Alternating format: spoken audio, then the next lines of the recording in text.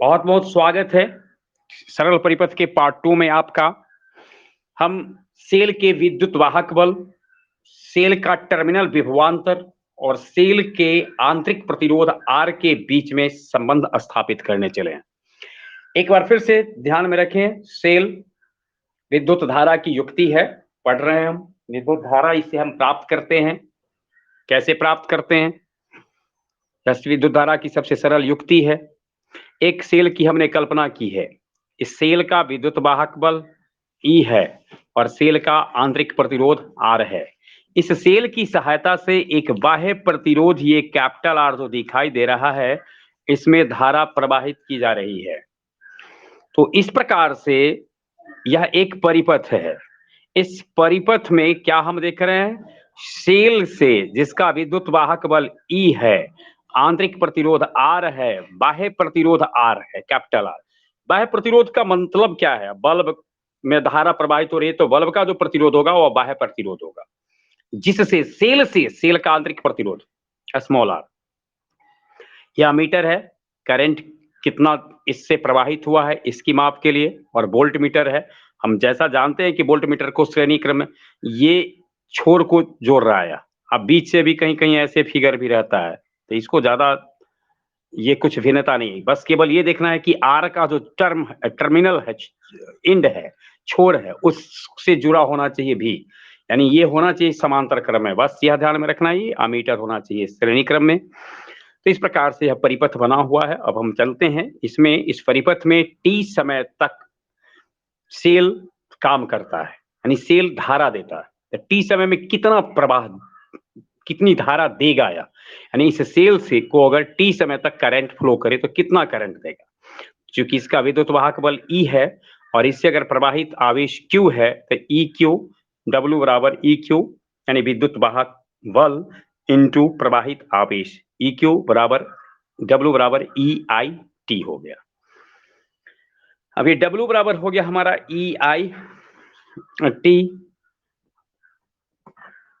अब इसको थोड़ा सा हम लोग ध्यान से देखेंगे, क्योंकि यदि परिपथ का जो ये टर्मिनल छोर था R वाला बाह्य प्रतिरोध का, इसका अगर विभवांतर कैपिटल भी है, इसका विभवांतर अगर कैपिटल भी है, तो W1, अब इसमें काम, ये W जो कार्य है उसको दो काम करना पड़ता है। एक तो इंटरनल रेसिस्टेंस के लिए यानी आंतरिक प्रतिरोध, और दूसरा बाह्य प्रतिरोध, यानी हमारी ऊर्जा का कभी कभी अंदर के जो हमारी हीनता होती है उससे भी उबरना पड़ता है, और बाहर की जो बाधाएं हैं। तो सेल को यहाँ दो प्रतिरोध मिल, एक आर कैपिटल आर जो बाहर है और स्मॉल आर जो अंदर है। तो हम अभी बाहर पर देखते हैं। तो बाहर पहले फिर से एक बार ध्यान में रखिएगा कि W बराबर आया है हमारा EIT।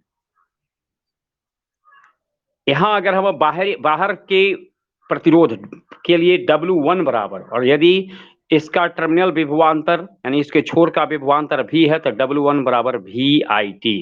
I current he flow हो रहा है, समीकरण 2 मान लेते हैं, उसको समीकरण 1 मानते हैं। और आंतरिक प्रतिरोध स्मॉल r, अगर सेल का जो इस दोनों इलेक्ट्रोड के बीच का जो विभवांतर का पतन है वह अगर स्मॉल भी है, इसको स्मॉल भी, ये कैपिटल भी है, W2 बराबर हो जाएगा स्मॉल VIT, समीकरण 3।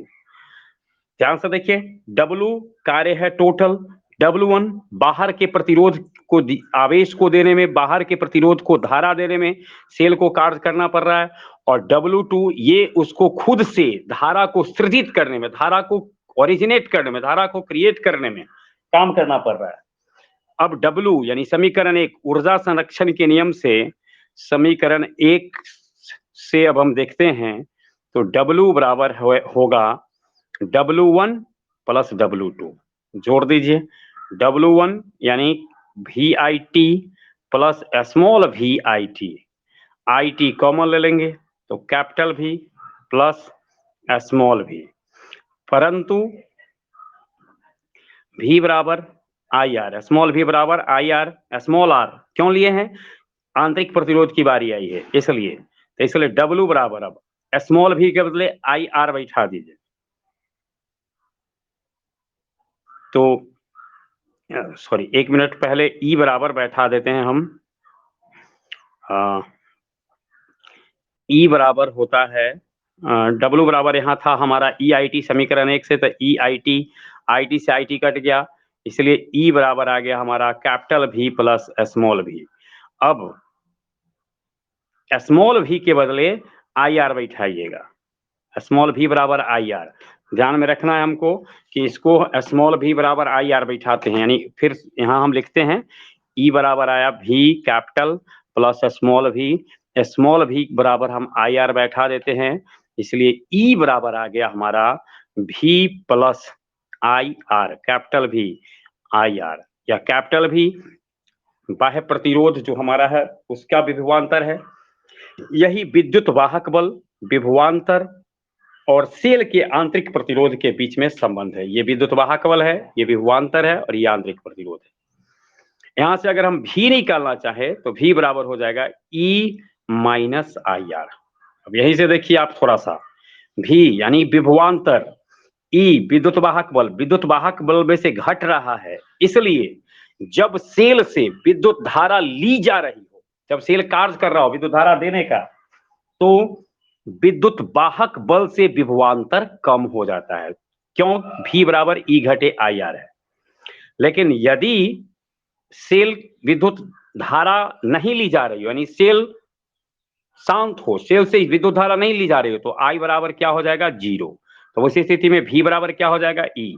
इसलिए हम लोग पढ़े थे कि जब सेल से धारा न ली जाती है तो विद्युत वाहक बल महत्तम विभवांतर के बराबर होता है।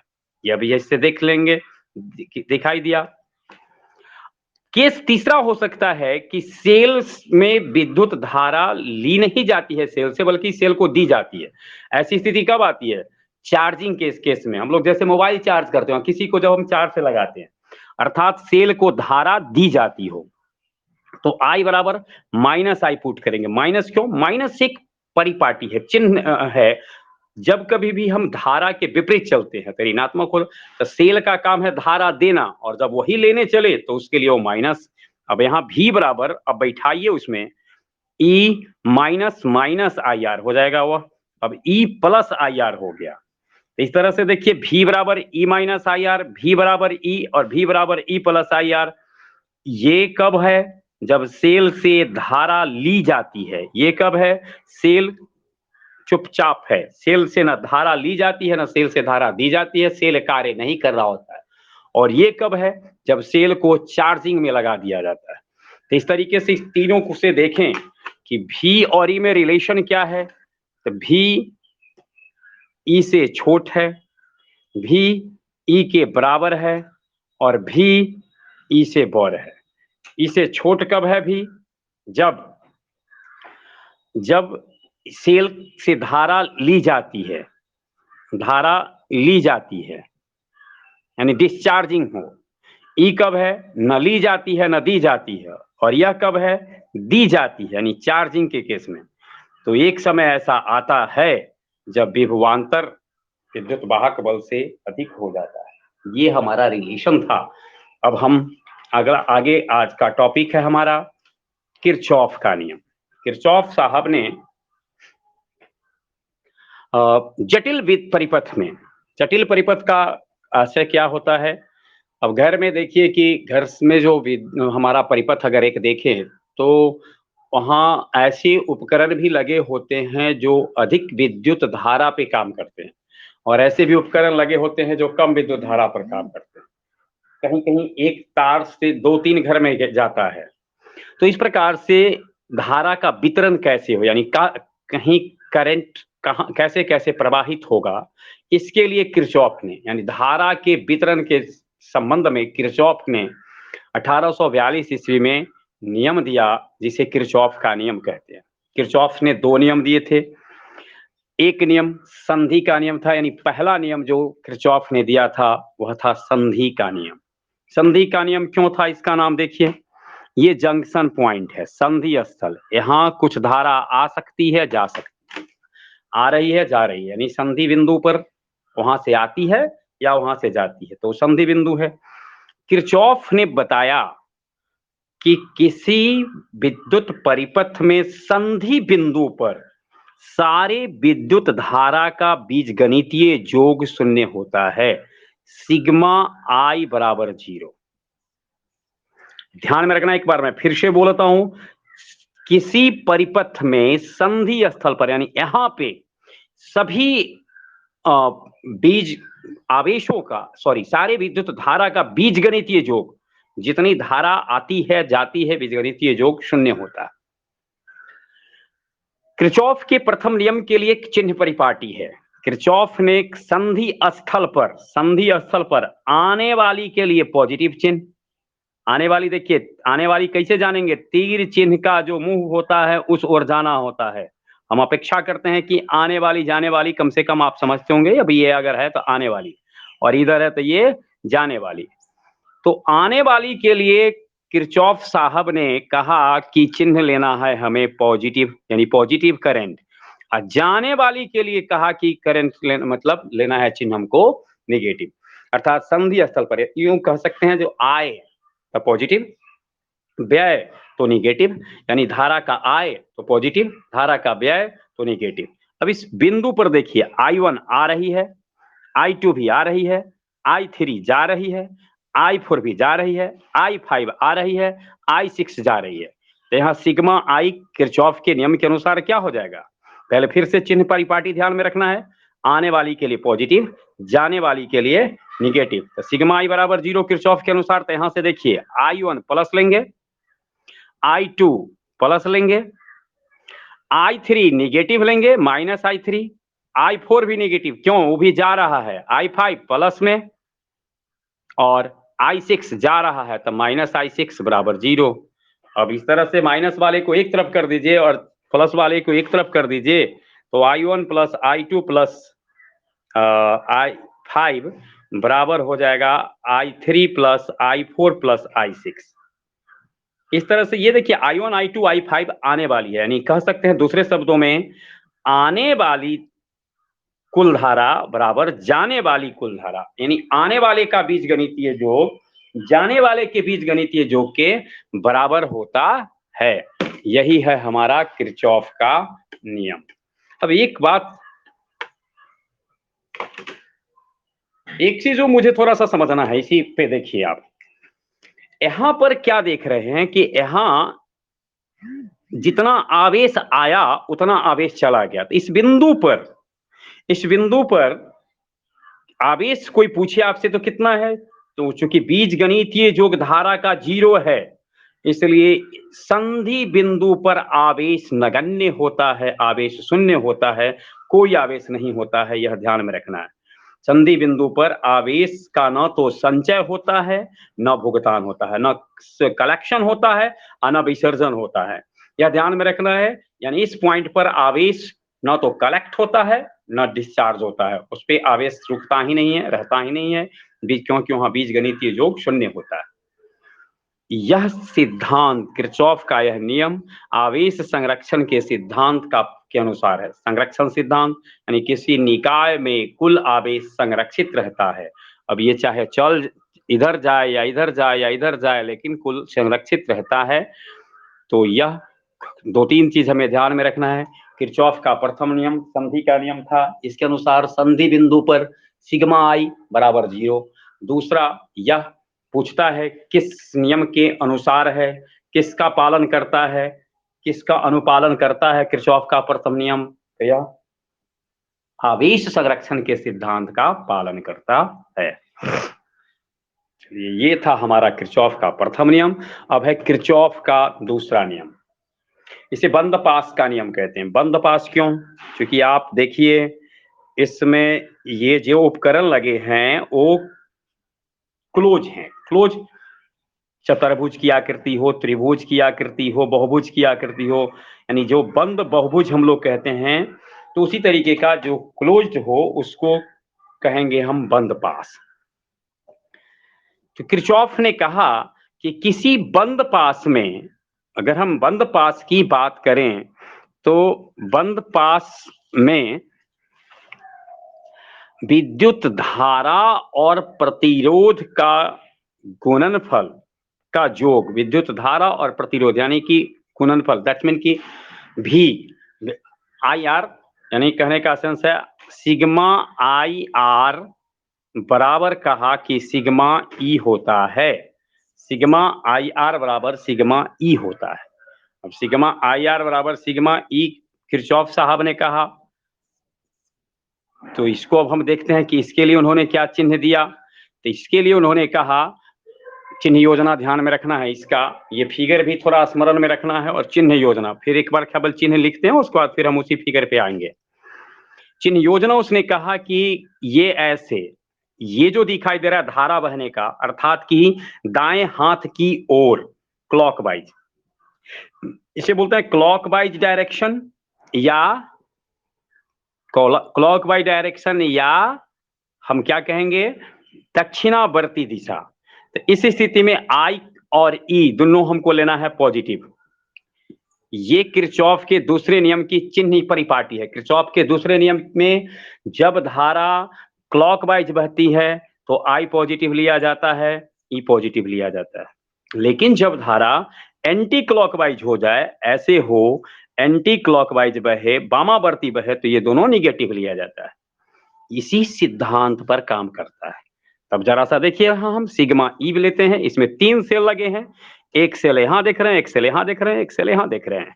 सिग्मा ई देखिए, यानी कि सभी सेल के विद्युत वाहक बल का योग। तो सिग्मा ई में E1 में देखिए, सिग्मा ई बराबर हम लिख सकते थे E1, लेकिन E1 का चिन्ह क्या देंगे? इस करंट को देखिए, तीर चिन्ह इधर है, किधर है? एंटी क्लॉकवाइज, एंटी क्लॉकवाइज है तो ये किस में आ जाएगा? माइनस में, माइनस E1। आगे दूसरा में देखिए E2 नीचे की ओर है, यानी ई ऐसे है। अब उसमें एक तरह से ऐसे समझ लें कि जब सेल से धारा निकल रही हो, दूसरे शब्द में यह भी कह सकते हैं, निकल रही हो सेल से तो विद्युत वाहक बल पॉजिटिव, और जा रही हो उसमें तो विद्युत वाहक बल, सॉरी, निकल रही हो तो विद्युत वाहक बल नेगेटिव, और जा रही हो तो पॉजिटिव। तो यहाँ पर प्लस E2, तो माइनस E1 प्लस E2। फिर आइए E3 में, सॉरी I3 में, E3 का, तो E3 हो जाएगा निगेटिव। यानी इसमें इस प्रकार से ये विद्युत वाहक बल का योग था। इसी तरीके से हम जब हम उसमें आएंगे तो I1 निगेटिव, R1 हो जाएगा, I1 R1, यानी अब सिग्मा आई आर का योग निकालेंगे। तो सिग्मा आई आर का योग करेंगे तो minus I1 R1 minus I2 R2 plus I3 R3 plus I4 R4। ये जो तस्वीर दिखाई दे रही है, इस तस्वीर में 3 सेल है और 4 प्रतिरोध है, 1 प्रतिरोध, 2 प्रतिरोध, 3 प्रतिरोध, 4 प्रतिरोध। फर्स्ट में I1 करंट फ्लो हो रहा है, दूसरा में I2 करंट फ्लो हो रहा है, तीसरा में I3 फ्लो हो रहा है, यानी इसमें I2 फ्लो हो रहा है, और चौथा में I4 फ्लो हो रहा है। ये वहीं पे हमने कहा था कि पीडीएफ में कहीं जहां जिस सेल में E2 लिखा रहेगा वहां छूट गया है, तो उसको आप लोग I2 I3 दे देंगे। फिर करना कुछ नहीं है, वही सिग्मा आई आर बराबर सिग्मा ई बैठा दिया गया है, निकल गया। ये नियम जो किरचॉफ का दूसरा है, ऊर्जा संरक्षण के नियम के अनुकूल है। यह केवल बंद पास के लिए होता है, खुला पास रहेगा तो नहीं होगा। तो ध्यान में रखना है, किरचॉफ का दूसरा नियम ऊर्जा संरक्षण के नियम का पालन करता है। थोड़ा सा हम लोग अपने से देखेंगे, इसके पीडीएफ को ठीक से समझ में आएगा। नहीं, कम से कम जो चीजें हमें निश्चित याद रखना है वो पहले है क्या, तो किरचॉफ का प्रथम नियम आवेश संरक्षण के सिद्धांत का पालन करता है क्या, तो किसी परिपथ में संधि बिंदु पर धारा का बीजगणितीय योग शून्य होता है। किरचॉफ का दूसरा नियम बंद पास का नियम कहलाता है, और किसी बंद पास में विद्युत वाहक बल का बीजगणितीय योग विभव के बीजगणितीय योग के बराबर होता है। अर्थात विभव मतलब आई आर, भी बराबर आई आर, तो विभव के बीजगणितीय योग के बराबर होता है। यह ऊर्जा संरक्षण के सिद्धांत का पालन करता है। यह केवल बंद पास के लिए है। किरचॉफ के प्रथम नियम ने चिन्ह योजना आने वाली धारा के लिए पॉजिटिव, जाने वाली धारा के लिए नेगेटिव। किरचॉफ के दूसरे नियम में चिन्ह योजना दाएं हाथ की ओर यानी क्लॉकवाइज के लिए आई और ई पॉजिटिव, और एंटी क्लॉकवाइज के लिए आई और ई नेगेटिव। ये मूल बिंदु हैं। तो आज के लिए हमारा बस इतना ही था। 1 मिनट में फिर से 1 मिनट में हम रिवीजन कर लेते हैं। पहले हमने कहा ई, भी, आर में रिलेशन, तो उसमें हमने रिलेशन स्थापित करते हुए ये देखा कि ई बराबर होता है भी प्लस आई आर, या भी बराबर होता है ई माइनस आई आर। जब करंट सेल में लिया जाता है यानी चार्जिंग किया जाता है तो माइनस आई हो जाता है, तब भी बराबर उस समय हमारा जो होता है वो ई प्लस आई आर हो जाता है।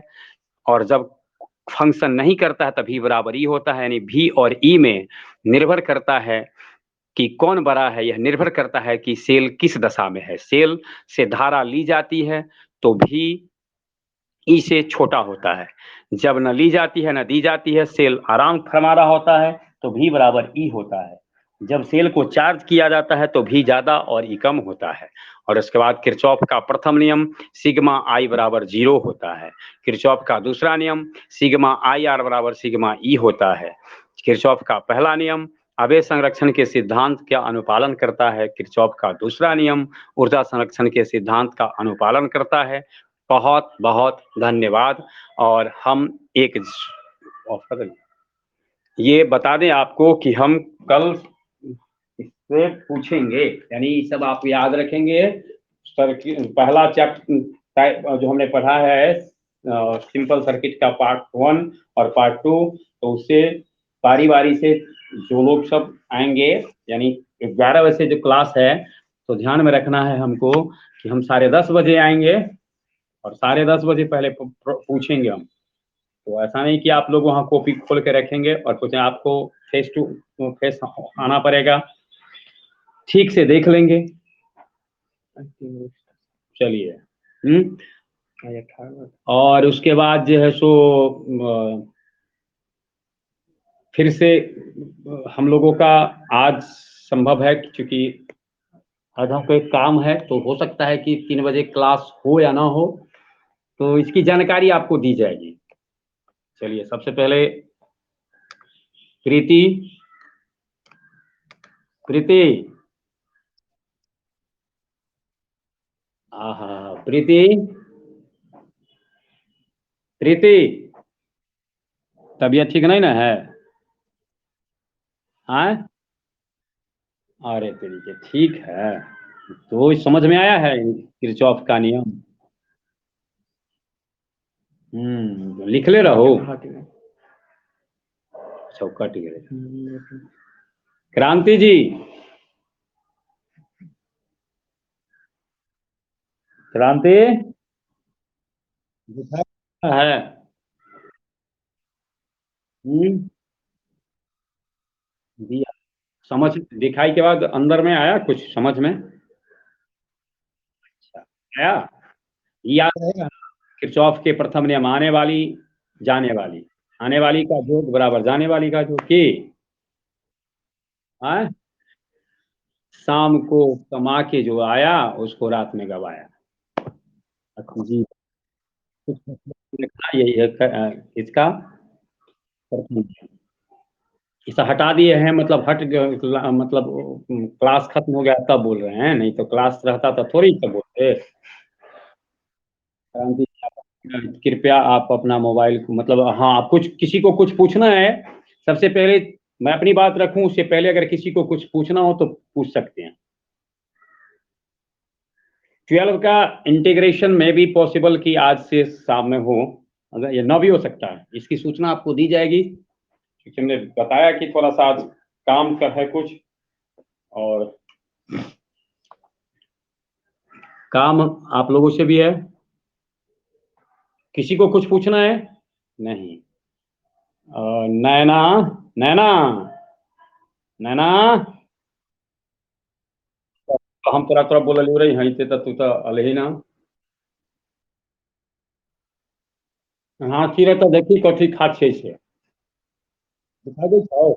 हाँ, देखो ना। बता, समझ में आलो। हाँ, धन्यवाद। अब ओकरा ऑफ करे अबै छौ? रैना हो, रैना। हैं? ओ हो, तो तू एक एगो मोबाइल में दूगो पर भाई तब बेईमानी हो।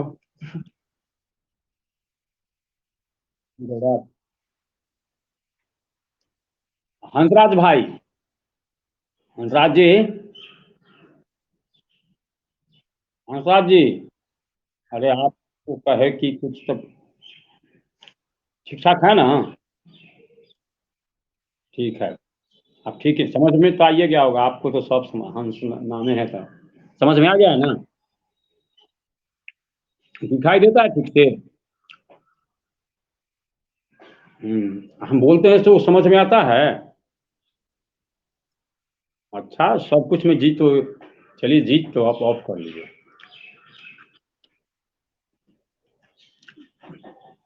कृष्णा जी, लगता है कि पहला दिन आए हैं। कृष्णा जी चले गए, पहला दिन से इसलिए चले गए। फिजा,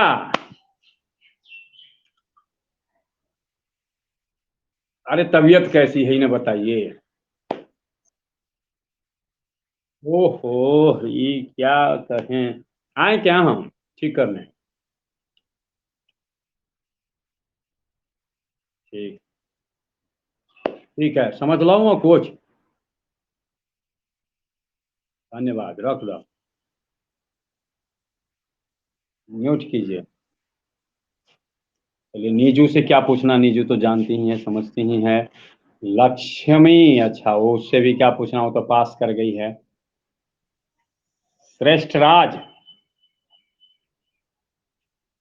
श्रेष्ठ राज तो फिजा के साथ हैं तो ये आपकी मौसी हुई। जी, आकाश जी, अभिषेक जी, आ, और ये कौन है, केच जी? ये केच जी कौन है, खान जी? केच जी कौन है, थोड़ा सा बताइएगा। अच्छा, नहीं बताना चाहते हैं, कोई बात नहीं है, गौरव जी को तो पहचानते हैं हम। अनीशा राज, ये कौन है? अमीषा राज, अमीषा राज। ओ, अच्छा, आप रडियाई गए हुआ क्या? अच्छा, सॉरी, आप ही के यहाँ आना था क्या? सॉरी, नहीं आ पाए इसके लिए। ठीक, धन्यवाद। समझ में आया, 12 में पढ़ती हैं क्या? धन्यवाद, उसको म्यूट कर दीजिए। म्यूट कर लीजिए अपना मोबाइल। कृष्णा जी लगता है कि आ गए। कृष्णा जी चुप्पे रहना चाहेंगे कि कुछ बोलिएगा? तो पहले तो ज्वाइन किए आप, धन्यवाद ज्वाइन करने के लिए। ज्वाइन का चार्ज दे दीजिएगा, समझ रहे हैं ना? हैं? हाँ, पहुंचा दीजिएगा। हम्म, बात तो दूसरे को ही बोल दीजिएगा, चलिए ठीक है। और सब खूब समझ में आता है ना? देखिए, बात बरोबर ही है, बोर्ड पर भी अगर लिखते हम तो आप उतना इतना लिखने में आप 2 घंटा लिए लेते। तो थोड़ा सा पहले है, पढ़ाई तो उतना ही, 8 9 9वां या 10वां क्लास है ये फिजिक्स का। और 10वां में क्लास में, 10 क्लास में उतना ही पढ़ाई हुई है, मुझे लगता है जितना कि क्लास में होती। थोड़ा सा कोशिश हम कर रहे हैं कि कैलकुलस भी पढ़ा दें। धन्यवाद। म्यूट कीजिए मोबाइल को। और अब हम, कोई और हैं जो कि हमसे बात करना चाहते हैं? नहीं, तो हम सब अब इस क्लास को लीव करते हैं, क्लास समाप्त करते हैं, क्लास ओवर होता है। बहुत बहुत धन्यवाद।